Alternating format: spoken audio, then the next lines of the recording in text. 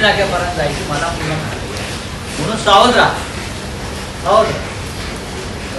2 दिवस देवेंद्र फडणवीस हे दिल्लीत होते. अमित शहा आणि भाजपच्या आणखी वरिष्ठ नेत्यांच्या भेटीगाठी आणि बैठका झाल्या. त्यानंतर अशी माहिती मिळते की राज्यातले जे अनेक मंत्री त्यापैकी माणिकराव कोकाटे, योगेश कदम, संजय शिरसाट सगळ्यांच्या राजीनाम्याची किंवा फेरबदलाची एक दाट शक्यता व्यक्त केली. तर माणिकराव कोकाटे तर एकदम हाय रडारवर आहे. देवेंद्र फडणवीस यांचं सरकार हे कॅरेक्टरलेस सरकार आहे, चारित्र्यहीन सरकार.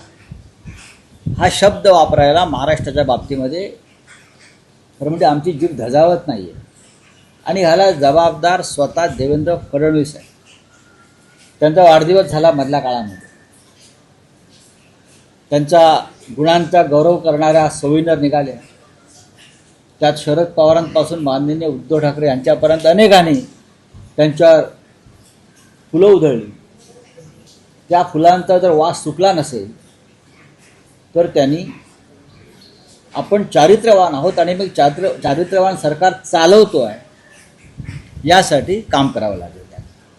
त्यांच्या कॅबिनेटमधला मंत्री डांगबार चालवतो. छम छम छम छम जे डांगबार आर पाटलांनी आमच्या बंद केले होते, तुम्ही नाही, आर पाटलांनी बंद केले डान्सबार. हां, लेडीज बार, डान्स बार ही संस्कृती बंद केली आर पाटलांनी. ती तुमचे गृहराज्यमंत्र्यांनी परत आणली. स्वतः गृहराज्यमंत्री चालवत आहेत देवेंद्रजी. एक तुमचा मंत्री सिगरेटच्या धुराचे गोले सोडत हां फाट्यावरती बसला उघडा चड्डीवर आणि पैशाच्या उघड्या बागा 60-70 कोटी कवाडात भरलेल्या आहेत. ते दाखवतो आम्ही किती पैसेवाल्या लूटमार करणारे आहोत. दुसरा मंत्री कवेलवरती मारामारी करतो. एक मंत्री रमी खेळतो आहे.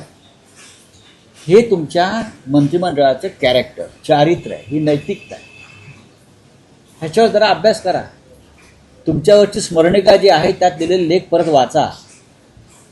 जी फुलं उधळलेली आहेत ती प्लॅस्टिकची फुलं आहेत का खरी फुलं आहेत ते बघा. हे समजून घ्या आणि राज्य चालवा, सरकार चालवा. आणि या राज्याला एक उत्तम आदर्श सरकार जे त्या तुमच्या लेखात लिहिलं आहे अनेकांनी त्याप्रमाणे काम करण्याचा प्रयत्न करा.